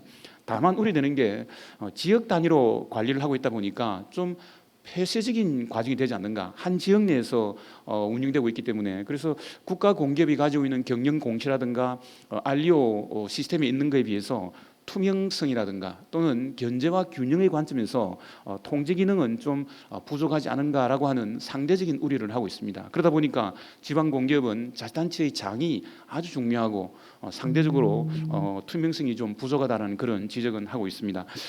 지금 나중에도 한번 이야기하겠습니다만 지금 인구 소멸 시대에 지방 공기업들이 협력을 해서 좀 더 광역 단위의 운영할 필요는 없겠는가라는 것도 생각해 볼 필요가 있을 것 같습니다. 그런 의미에서 지역 단위로 운영되고 있지만 약간 행정구역을 넓혀서 규모의 경제를 실현하는 노력도 아마 현장에 계시기 때문에 그런 아이디어를 낼 수 있을 거라고 생각합니다. 지방 공기업에 대한 국민의 생각이라는 부분은 한 2년 전에 행안부가 이런 CEO 포럼을 하면서 SNS를 통해서 DB 분석을 한번 했습니다. 거기에 공공기관에 바란다라는 게 여러 가지 나오고 있는데 우리가 지금 이야기하고 있는 이런 이야기들이 많이 나왔습니다. 뭔가 선발 과정, 임용 과정의 투명성이 좀 부족해 보인다 이런 이야기도 있었고 또 안전에 대한 좀 더 심각한 노력이 좀 부족하다 이런 이야기도 있었고 또 아주 흥미로운 게 지방 공기업 이러니까 국가 공기업이 지방에 있으면 마치 그 지사를 지방 공기업이라고 합니까? 라는 질문도 있었습니다. 상대적으로 지방 공기업에 대한 국민의 인식 이해도가 좀 낮다라는 그런 생각도 있었고 그만큼 우리들이 홍보에도 노력을 해야 된다라는 그런 이야기도 있었습니다. 특히 갑질 논쟁 같은 것도 좀 지적이 되었고 역시 이제 청렴도에 대한 지적들도 좀 있었습니다. 이게 이제 지난번에 논의가 되었던 것이고 오늘 저한테 주어진 것이 이 위드 코로나 시대에 지방 공기업이 그동안 해왔던 업무와 다른 어떤 혁신적인 업무 수행 방법을 생각해 보자라는 건데 저는 이렇게 생각해봤습니다. 외부 환경의 변화에 대응하기 위한 노력들 그 중에 대표적인 게 지금 앞에 신복인 원장님께서 말씀하신 ESG입니다. 그다음 또 하나 향후 우리의 산업 구조 변화를 봤을 때 공공기관이 일자리를 좀 창출해내는 노력들 또 공공기관이 지금 지역 경제 재정 지출을 통해서 지역 경제 활성화하는 거 또 ESG하고 맞물려 있습니다만 사회적 약자와 함께 갈 수 있는 포용 사회 이런 게 외부 환경에 대응하는 것이고 또 한편으로 항상 우리 공공기관은 환경 변화에 대응해서 기능을 재조정해야 될 과제를 안고 있습니다. 소위 산업 생태계 속에서 우리 공공기관이 해야 될 역할이 뭔가 그런 기능 조정. 그다음에 이제 마지막으로 조직 내에서 각 구성원들의 일하는 방식을 바꾸는 거 이렇게 한번 프레임워크를 한번 생각해보고 진행을 해보겠습니다. 코로나19 시대에 그 우리 지방 공기업들의 역할을 보면 사실 왜 지금 우리가 경제 위기가 왔느냐, 지금 우리 사회가 어떤 모습을 잇느냐라는 부분은 이 그림 속에 잘 나타나 있다고 생각합니다. 빠른 확산, 그리고 어떤 식으로 전파가 되는지 익명성, 그리고 무증상 확산까지 진행되는 과정에서 우리 사회의 불신이었습니다. 내 앞에 있는 사람이 감염되어 있는지 안 되는지 알 수가 없기 때문에 그래서 우리가 초창기 지금도 마찬가지입니다만 정부의 대응 방안은 비접촉이었습니다. 이 비접촉이라고 하는 게 기존에 우리가 해왔던 모든 사회생활, 사회 공동체 구성 원리를 바꾸는 거였습니다. 예컨대 민주주의라고 하는 것이 서로 만나서 이야기를 해야 되는데 만나지 못하니까 공동체 활동이 줄어들 수밖에 없었고, 자본주의라는 게 분업과 교환이기 때문에 만나야만 경제 활동이 이루어지는데 이것을 못하게 했습니다. 또 무역도 못했던 거죠. 특히 우리나라의 경우에는 소상공인, 중소상공인이 한 650만입니다. 아주 특이한 산업 구조 속에서 가게를 못 가고 식당을 못 가니까 이게 정치적인, 경제적인 위기를 초래하는 요인이었다 이렇게 하고 있습니다. 그런 의미에서 이제 정부는 하나는 코로나가 확산되는 것을 막는 노력, 이게 이제 K 방역이었고, 그다음 또 하나 이런 비접촉으로 인한 경제적, 사회적 위기에 대응하는 이 두 가지로 축을 나누어서 비교적 성공적으로 잘 진행을 했다라고 하고 있습니다. 뭐 이런 구체적인 정부 활동들은 다 넘기도록 하겠습니다. 한 번쯤 우리가 생각했던 거고, 다만 이런 과정에서 상당히 흥미로운 새로운 거버넌스들이 만들어졌습니다. 여러분 아주 흥미로운 게 옛날에 우리가 그 질병관리본부라고 하게 되면 보건복지부의 한 소속 기관이었습니다. 근데 이것을 질병관리청으로 바꿨습니다. 이때 우리 행정학자들이 어떤 의견을 냈는가 하면 앞으로 전문가에게 결정 권한을 줘야 된다. 그동안에는 전문가들이 의견을 내면 공무원이 결정을 했거든요. 과거에 이 사스라든가 이럴 때 보면 공무원이 결정을 하고 전문가들은 뒤에서 그냥 자문만 했는데, 이번에는 보면 전문가들이 전면에 나와서 인터뷰를 하고 방송을 하고 실시간 설명을 했습니다. 전문가에게 결정 권한, 권력을 줘야 된다라고 하는 그 변화를 받아들여서 행정조직에 질병관리청, 전문가로 만들어진 조직이 결정과 집행 기능을 갖도록 해준 특징도 가지고 있습니다.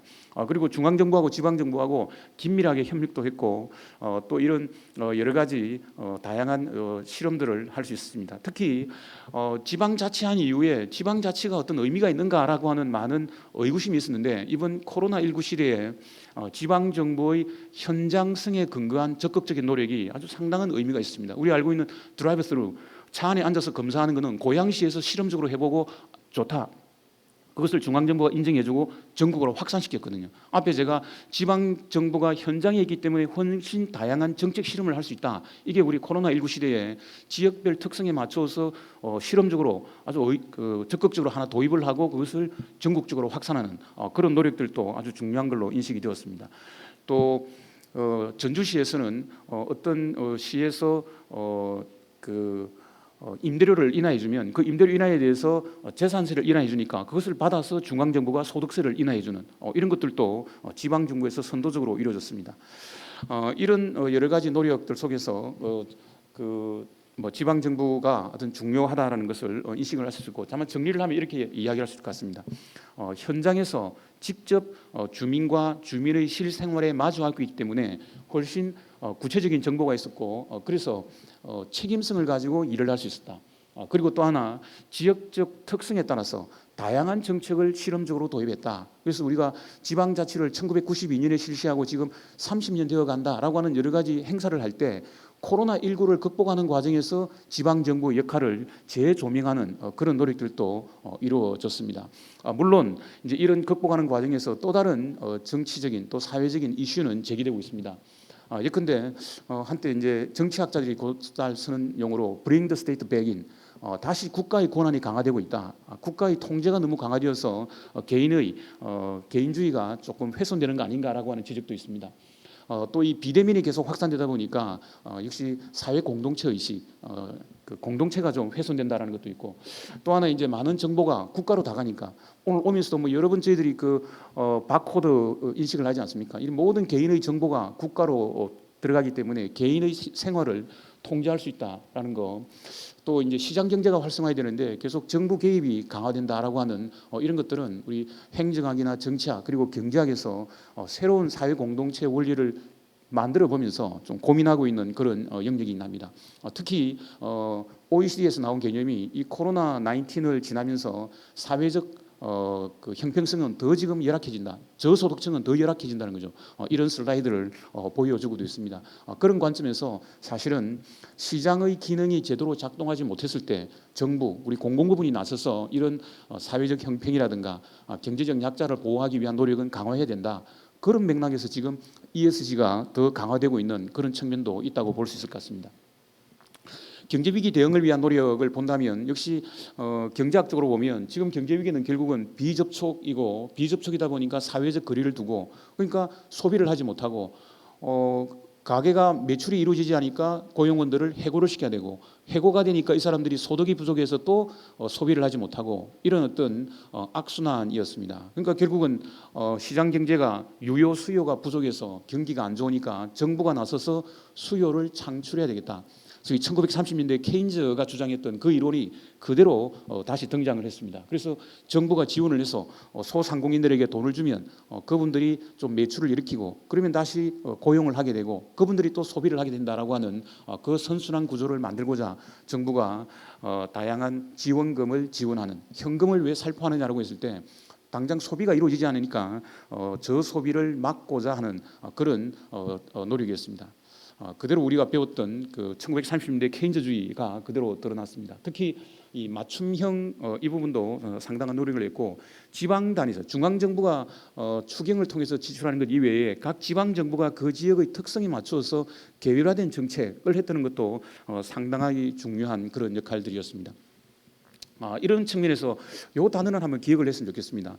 코로나19 확산을 막기 위한 리스판스 대응하는 거하고 그다음 또 하나 리질리언스 과거의 우리 생활을 복원시키는 거. 그래서 요즘 사회과학에서 많이 쓰는 게 리질리언스라는 말을 많이 쓰고 있습니다. 어떻게 과거의 모습을 회복할 것인가.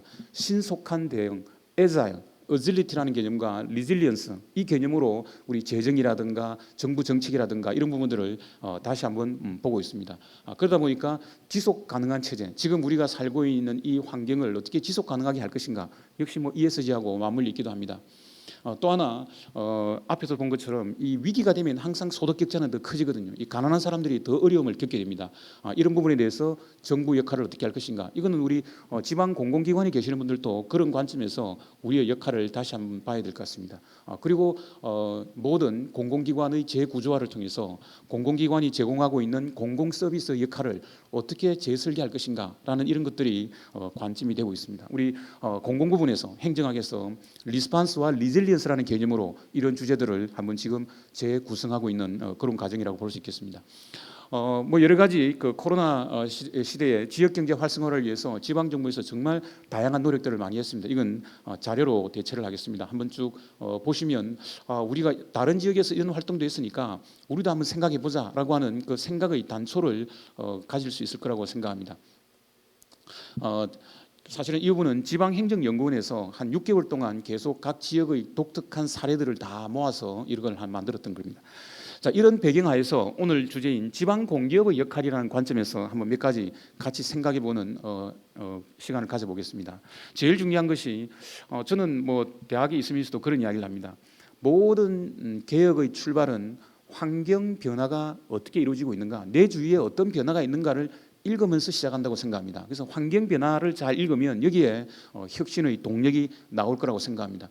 조직 내에 있다 보면 그냥 우리 조직 그냥 뭘 일상적으로 진행되는 것만 보는데 이 환경 변화가 무엇인가를 읽어보고 또 하나 지금 이런 기회가 아주 좋을 것 같습니다. 타 기관에서는 뭘 했는가, 타 기관의 사례도 한번 보고 또 역시 저는 지방정부에 가서 그런 이야기도 합니다. 중앙정부 정책을 잘 읽어보면 지방정부에 돈이 있습니다. 민간기업도 마찬가지입니다. 정부의 정책을 잘 읽어보면 거기에 우리가 활용할 수 있는 다양한 정책 자원들, 예산들이 숨어져 있거든요. 그래서 때로는 중앙정부 정책도 한번 읽어보는 것도 의미가 있을 것 같습니다.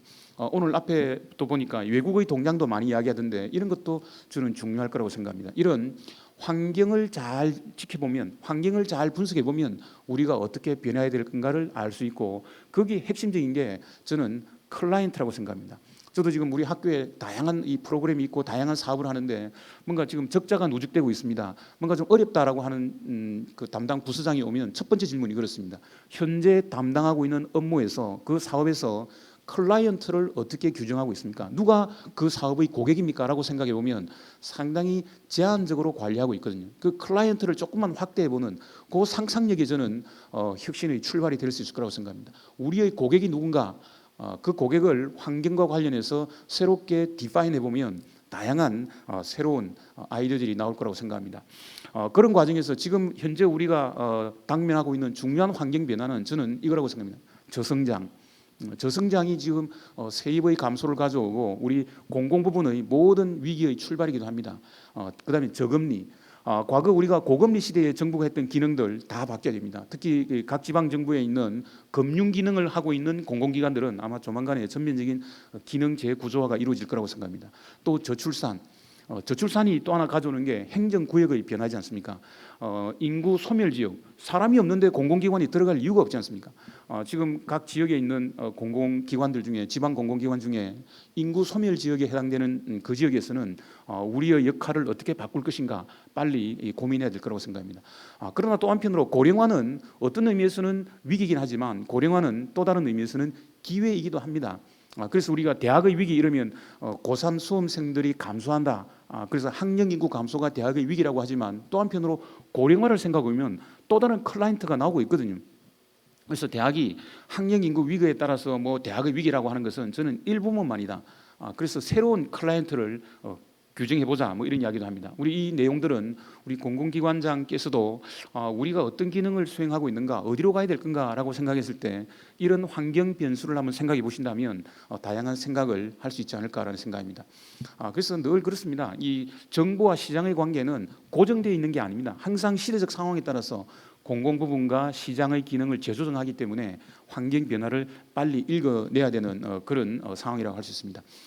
특히 공공기관은 한편으로 국민 경제를 끌고 가지만 또 한편으로는 국민 경제에 따라서 그 역할이 종속적으로 결정되기도 하거든요. 지금 현재 1960년 이후로 시장 경제가 활성화되어 있지 않은 상태에서 중앙정부든 지방정부든 이 공공기관이 공공부문이 한국 경제를 끌어왔다고 한다면 지금 시점에서 우리 역할이 뭔가 한번 생각해 봐야 될 것이고 전반적으로 보면 지금은 역시 공공기관의 역할들 중에 문화 이런 쪽이 상당히 중요한 역할을 하고 있는 걸로 읽혀집니다. 특히 그 기능 점검 이제 이 정부가 기능 점검할 때 우리 교수들 학자들이 가서 이제 이론적 프레임워크를 제시해 주는데 그럴 때 사용하고 있는 기능 점검의 프레임워크입니다. 이건 그냥 한번 참조로 한번 생각해 보시기 바랍니다. 국가 발전 단계 그리고 그 해당되는 부분에서의 산업의 특성 그리고 시장이 어느 정도로 성숙되어 있는가에 따라서 시장의 구조가 결정되는 것이고 여기에 따라서 공공기관의 역할과 기능이 규정되도록 이렇게 분석을 하고 있습니다. 작년도에 이제 곧 이제 그 지방 공기업 평가 보고서가 나오는데 그 보고서에 보면 미흡 사례에 관한 것들을 쭉 읽어보면 미흡 사례의 내용을 쭉 보면 주어가 환경에 대응하지 못하고 이런 게 많습니다. 뭔가 어떤 미흡 사례를 보면 주로 앞부분이 뭔가 새로운 변화를 잃지 못한다. 지금 정부는 지속 가능, 뭐 ESG를 주장하는데 그걸 못 따라온다. 이게 많거든요. 그래서 제가 평가 보고서에 미흡 사례 부분을 한번 가져왔는데 환경 부분에 대한 인지도가 낮다라는 것을 좀 강조하기 위해서 해왔습니다. 제가 중앙정부의 공기업 평가도 좀 오랫동안 참여하고 최근에 이제 지방 공기업 평가단에 이렇게 참여를 해봤는데 지금 이사장님 계셔서 그런 게 아니라 지방 공기업 평가 보고서는 정말 충실하게 만들어내고 있습니다. 자부심을 느껴도 좋을 정도로 그건 거꾸로 말하면 우리 기관장님들께서는 꼭 한번 읽어보셨으면 좋겠습니다. 거기에 많은 아이디어가 나와 있습니다. 우리 기관에 관한 것뿐만 아니라 우리 유형 다른 기관들도 꼭 한번 읽어보시면 많은 참조가 될 거라고 생각합니다. 이게 이제 매트릭스라고 해서 기관별로도 있고 지표별로도 있고 다양한 이 분석을 하고 있기 때문에 지방공기업 평가 보고서는 꼭 한번 읽어보시고 또 필요하다면 그 임직원하고 같이 그 보고서를 가지고 토론도 한번 해보신다면 다양한 아이디어를 낼 수 있을 거라고 생각합니다. 앞에서도 제가 여러 번 이야기했습니다만 지금 인구 소멸 지역이 되면서 시군의 구조도 지금 재구조화가 될 것 같습니다. 지금 뭐 경북과 대구를 통합하자 이런 말이 나오지 않습니까? 이런 시군의 경계도 지금 새롭게 규정되는 과정에서 우리 지방 공공기관들의 역할을 어떻게 할 것인가라는 것도 한번 생각해봅니다. 특히 이번에 성남에서 성남개발 도시공사가 지금 문제가 되었는데 제가 제일 처음 지방공기업 평가를 물어봤습니다. 성남 그 도시개발공사 평가는 뭐 그때 어땠습니까? 했는데 그 당시는 평가 대상이 아니었더라고요. 아주 다행이었습니다. 이 지방 도시개발공사인 경우에도 끊임없이 도시개발을 할 수가 있겠는가? 이 부분도 사실은 광역 단위로 운영하는 게 맞지 않느냐라는 것도 저희들 조심스럽게 한번 생각해 보고 있습니다. 인구 소멸 지역의 경우에 규모의 경제를 확보하기 위해서 지방 공공기관들이 합쳐야 될 그런 이유도 있을 겁니다. 지금 여기에 지도가 이 정부가 발표한 것인데 빨간 지역은 이미 고위험 지역입니다. 주로 이제 이 군 단위가 이게 많이 있는 거죠. 고위험 지역이고 지금 붉은색 있는 부분은 이제 소멸 단계로 진입하고 있는 지역들입니다. 이 지역에 계시는 기관장들께서는 먼저 발빠르게 우리 이 기관을 어떻게 바꾸어 갈 것인가, 필요하다면 인근 지역과 연계해서 요즘 뭐 공유 경제 이런 말 하지 않습니까? 협동해서 업무를 수행할 수 있는 방안은 없겠는가? 광역화할 수는 없겠는가? 한번 심각하게 고려를 하셔야 될 그런 시기가 아닌가 생각합니다. 인구 소멸과 관련해서 지방 공공기관을 어떻게 가져갈 것인가 한번 생각해 보실 필요가 있고, 이런 경우에 많은 기초 자료는 나와 있습니다. 어느 지역이 위험한가라고 하는 시그널은 나와 있기 때문에 기초 자료를 가지고 어떻게 할 것인가를 한번 고민해 보셔야 되고, 아마 지방공기업평가원에도 연구 기능이 있기 때문에 여기에 대해서도 한번 연구가 있으면 좋겠습니다.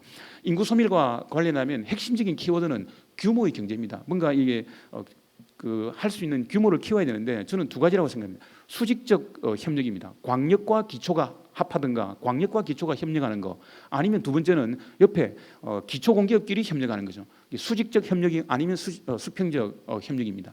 그런 다양한 기능과 활동의 특성에 따라서 이 도시개발이냐 환경이냐 문화냐 그런 어떤 영역의 특성과 관련해서 수직적 협력, 수평적 협력 이런 것들이 앞으로 활발하게 이루어질 거라고 생각합니다. 민간기업 용어를 빌린다면 M&A가 이루어져야 되는 거죠. 그다음 또 하나, 그런 과정에서 이렇게 규모의 경제를 실현하는 과정에서 기능을 연계한다든가 사업을 공동으로 추진한다든가 이런 다양한 역할이 이루어져야 되는 것이고, 아마 단위 기관에서 이루어지기 힘든다면 누군가가 컨트롤 타워가 되어서 서로 연계 협력시켜주는 노력이 향후 중요한 과제가 되리라고 생각합니다. 아마 누군가는 선도적인 역할을 한번 해줘야 이 부분이 단초가 마련될 거라고 생각하고, 이런 과정에서 지금 우리가 자치 이러면 분권과 자율만 강조하는데 지방자치의 중요한 덕목은 분권과 자율이 그냥 지역 간 독립은 아니거든요. 뭔가 협조, 조정 이런 역할도 동시에 이루어져야 됩니다. 그래서 지방자치의 정신인 분권과 자율의 속도만큼이나 협조와 조정을 해나가는 이런 역할, 기능도 저는 필요하다고 생각합니다. 그다음 또 하나가 앞에 이야기한 것처럼 지금 코로나19를 지나면서 경제가 상당히 위축되어 있고, 결국 핵심은 유효 수요가 부족하기 때문에 그렇습니다. 유효 수요 부족은 결국은 정부가 나서서 일정 부분 메꿔줘야 됩니다. 정부가 메꿔줘야 되고, 그런 과정에서 지방 공공기관에 대한 역할도 지역 경제 활성화를 위한 중요한 역할이 되리라고 생각합니다. 앞에 제가 중앙정부 정책을 읽어보면 지역에서 다양한 활용할 수 있는 돈도 있고 새로운 사업도 있습니다라고 했는데, 저는 여기에 아주 중요한 현 정부가 지금 발표한 중요한 게 지역 균형 뉴딜입니다. 이 뉴딜이라고 하는 게 1929년 미국 대공황 이후에 루즈벨트 대통령이 썼던 정책이 뉴딜인데, 이걸 현 정부가 그대로 가져왔습니다. 가져와서 그린 뉴딜, 그린 뉴딜이라고 해서 이제 발표를 하면서 여기에 지역 균형 뉴딜도 들어갑니다. 하나는 이제 IT, 스마트한 뉴딜도 있고 그린 뉴딜도 있고, 그다음에 휴먼 리소스 뉴딜도 있고, 그래서 현재 우리나라 뉴딜 한 34조입니다. 34조라는 돈을 뿌리면서 하나는 IT, 하나는 그린, 환경, 그다음에 인적 개발 이렇게 가면서 거기에 지역 균형 뉴딜이 있기 때문에 이 사업을 잘 보면 지역에서 활용할 수 있는 여러 가지 돈들이 나올 수 있습니다. 전체는 160조지만 내년에 당장 34조가 뿌려집니다. 여기 사업들을 잘 보시면 지역에서 활용할 수 있는 사업, 지역이 같이 할 수 있는 자금도 여기에 많이 있을 거라고 생각합니다.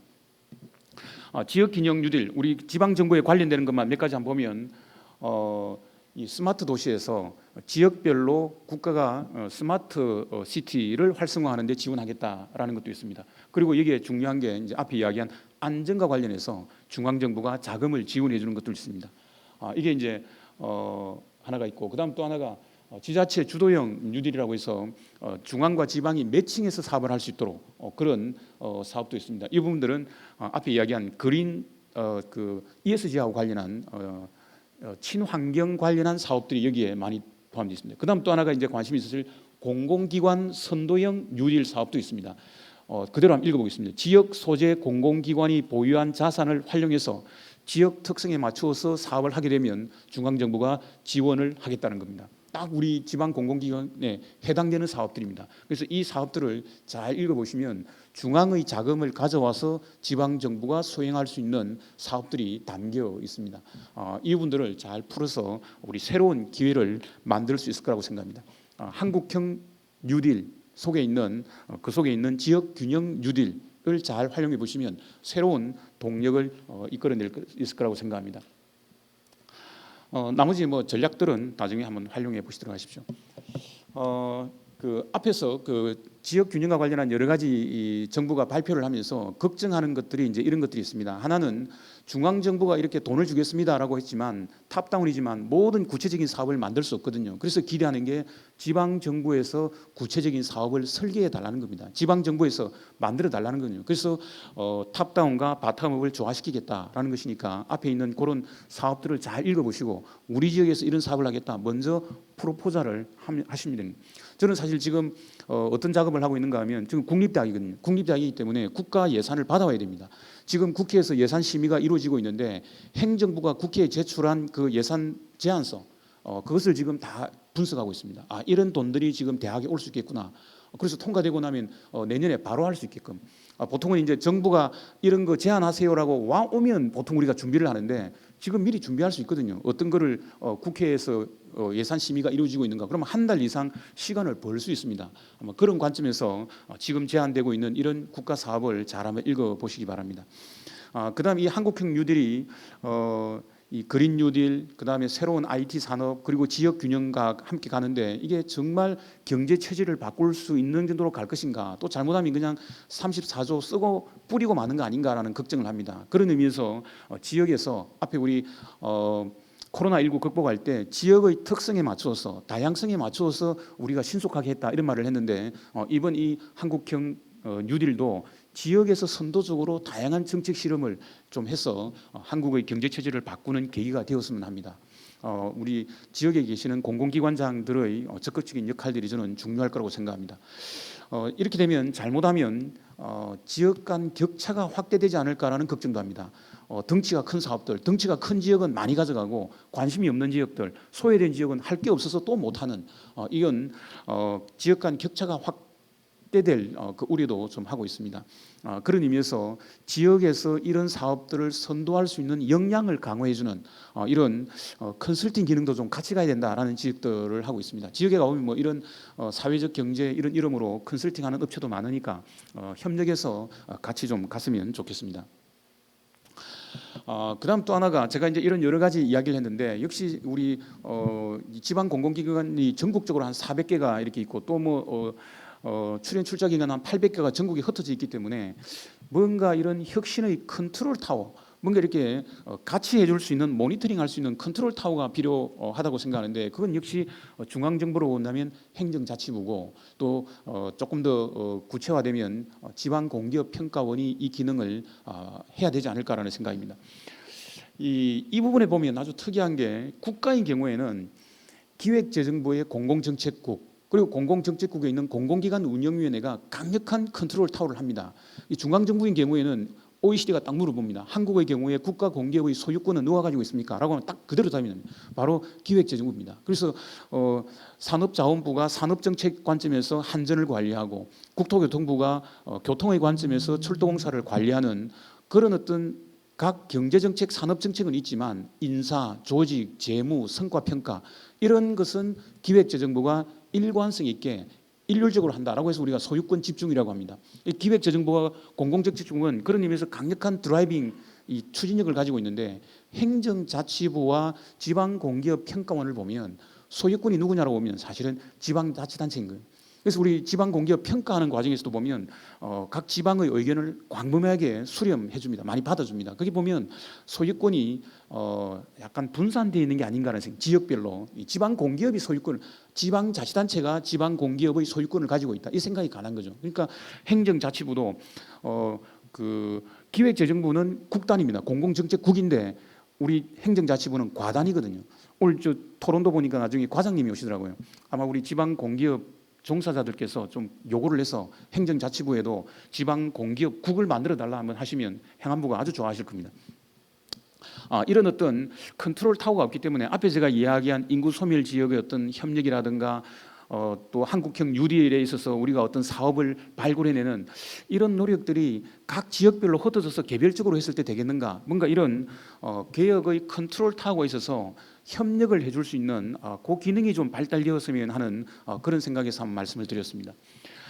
또 하나 예를 들면 우리 중앙정부인 경우에는 모든 공기업의 어떤 정보를 제공해 주는 게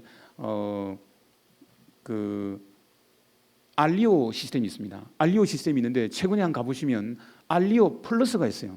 혁신을 지원해 주는 사이트를 새로 만들었습니다. 근데 우리 지방 공기업은 클린아이 하나만 가지고 있는, 클린아이에 가보면 일반적인 그 통계 자료는 많이 돼 있습니다. 인원수가 몇 명이고 자산, 뭐 재무제표 뭐 이런 것들은 다 돼 있는. 이게 지금 우리의 클린아이라고 한다면 중앙정부는 그 클린아이에 해당되는 알리오가 있고 최근에 알리오 플러스를 하나 더 했습니다. 그 알리오 플러스에 가보면 아주 흥미로운 게 있는데 어느 공기업이 우리가 이런 어떤 무슨 유유 시설이 있습니다. 우리가 이런 시설이 있으니까 일반 주민 여러분들께서 와서 활용하세요. 예컨대 한국전력이 저 어디에 휴양소를 가지고 있습니다. 그러면 휴양소 시민들 일반 그 고객들이 와서 이용하게 하면 우리가 일정이 맞으면 이용하게 해드리겠습니다. 그래서 이름을 뭐라 했는가 하면 생애 주기별로 우리 공기업, 국가 공기업이 가지고 있는 다양한 서비스를 활용하세요. 생애 주기별 공공 서비스 제공 이런 사이트가 들어가 있거든요. 알리오 플러스에.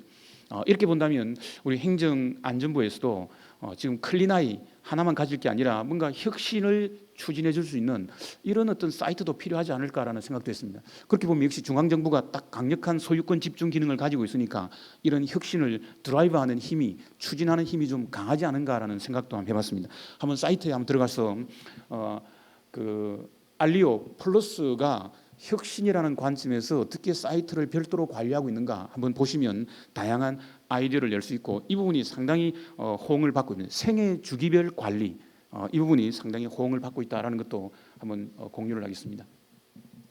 실제 우리 지방공기업 아까 행안부 과장님 오시면 좀 강조를 해드리고 싶습니다.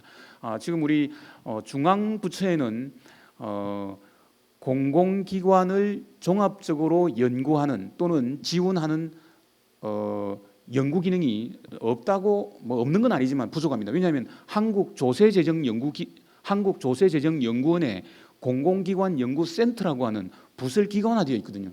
그렇게 공공기관 연구센터로 되어 있는데 우리 지방공기업은 이 부분은 앞서가 있어요. 지방공기업 평가원입니다. 그런데 여러분도 지방공기업 평가원이라면 우리 평가하는 기관, 이 지방공기업 평가만 생각하시는데 이 조직을 보시면 여기에 연구 컨설팅이라는 실이 있습니다.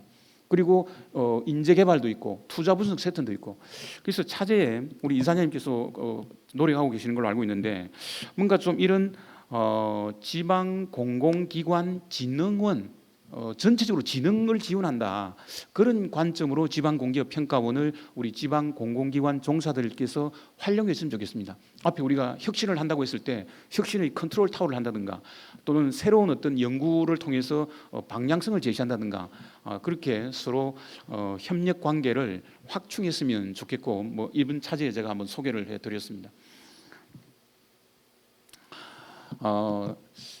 지금 우리 이 많은 부분들 사회적 가치라는 말은 거의 보편화되어 있습니다. 사회적 가치라는 말이 어떻게 나왔는가 하면 그 맥락은 사실은 배경은 이렇습니다. 박근혜 정부 때는 공공기관에 대한 정책의 방향이 뭔가 하면은 정상화라 그랬습니다. 공공기관의 정상화, 공공기관의 정상화가 뭔가 하면 부채가 너무 많다. 이 많은 부채를 가지고 이자를 1년 번 돈으로 이자도 못 갚는다. 이래서는 안 된다. 그래서 부채 감축, 그 다음에 방만 경영. 그래서 뭐 여러 가지 복지가 너무 확대되어 있다 해서 8대 방만 경영 뭐 건절한다. 그래서 뭔가 이 정상화라는 이름으로 부채를 감축한다. 뭐 이런 거였는데 현 정부에 와서는 예를 들어서 LH공사가 부채를 유발하는 것은 임대주택을 해서 저소득층에게 주택을 공급하다 보면 적자가 발생할 수 있다.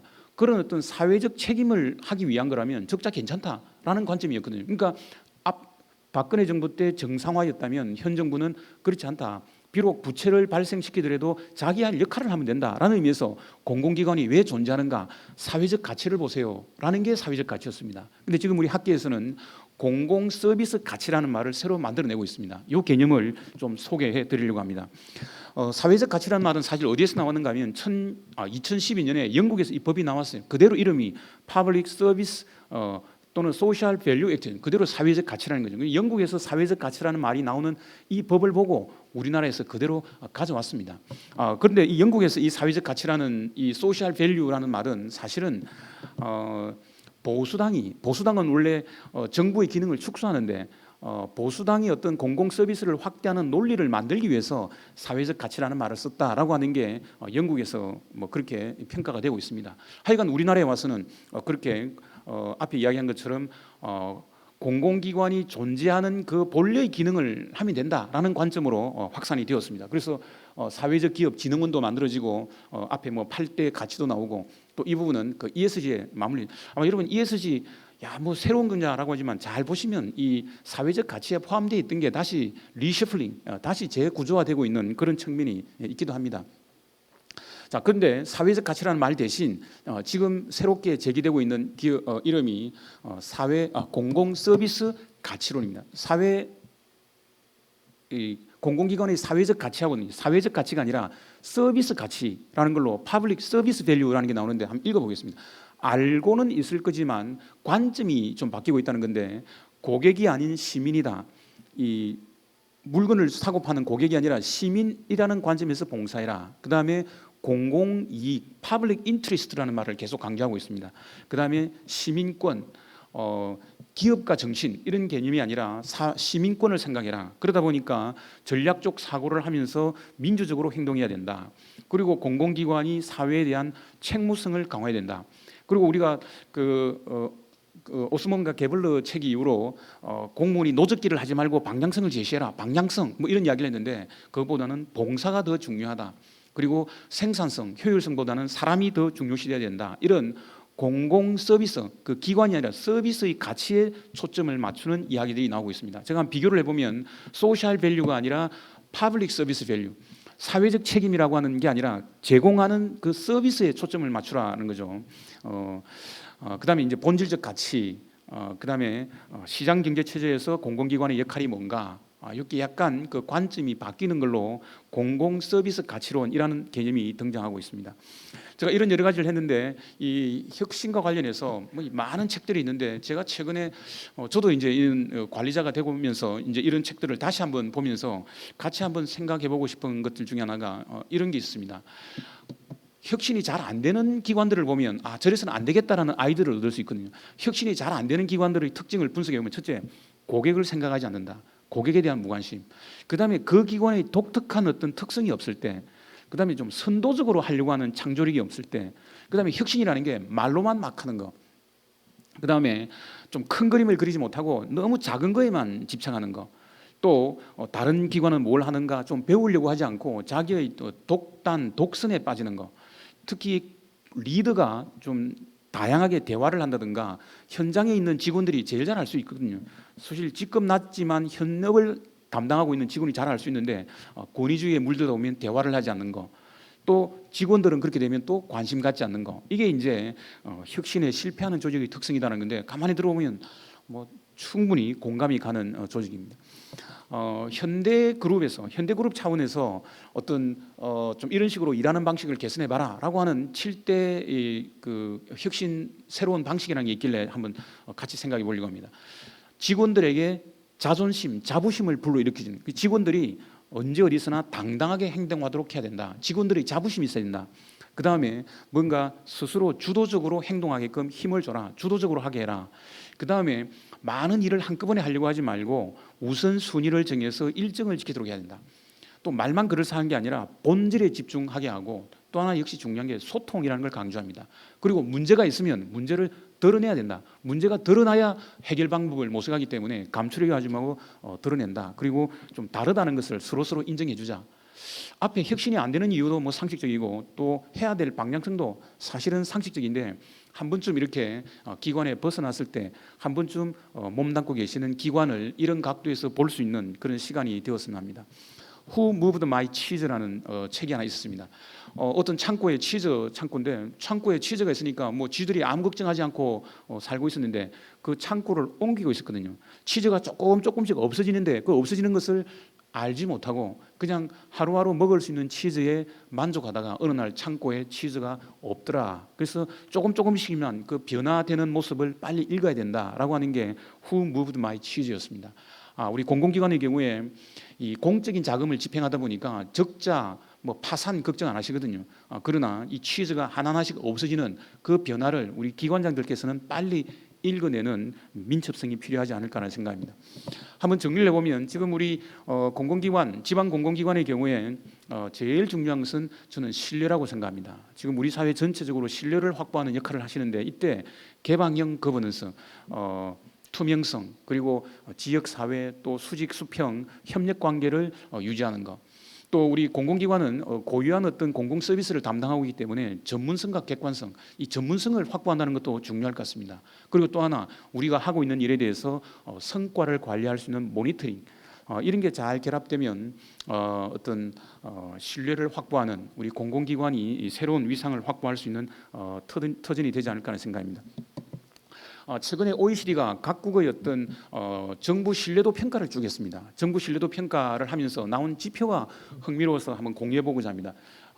하나는 그 기관이 제대로 그 일을 수행할 수 있느냐라고 하는 역량, 그다음 또 하나는 어떤 일을 하고 있느냐의 가치, 그 두 가지를 큰 축으로 하면서 역량에는 이런 걸 하고 있습니다.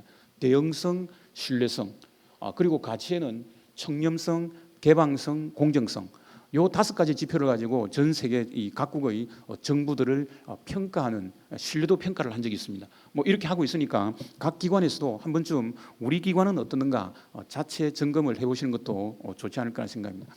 제가 요즘 곧잘 되뇌기고 있는 말 중에 공진화라는 게 있습니다. 제가 우리 학생들 보고 이 변화되는 환경을 겁내지 마라.